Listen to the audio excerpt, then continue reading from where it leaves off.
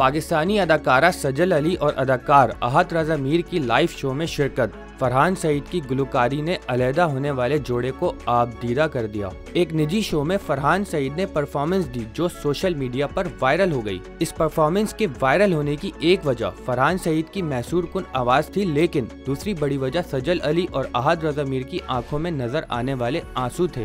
फरहान सईद की परफॉर्मेंस के दौरान पहले अहद रज़ा मीर को ऑडियंस में बैठे दिखाया गया, जिनकी आंखें तर नजर आईं, और इसके बाद फरहान सईद ने एक ड्रामे का OST गाया तो सजल अली को स्क्रीन पर दिखाया गया, जिसमें उनकी आंखों में आंसू भरे हुए थे और यूं मालूम हो रहा था कि बस छलकने ही वाले हैं।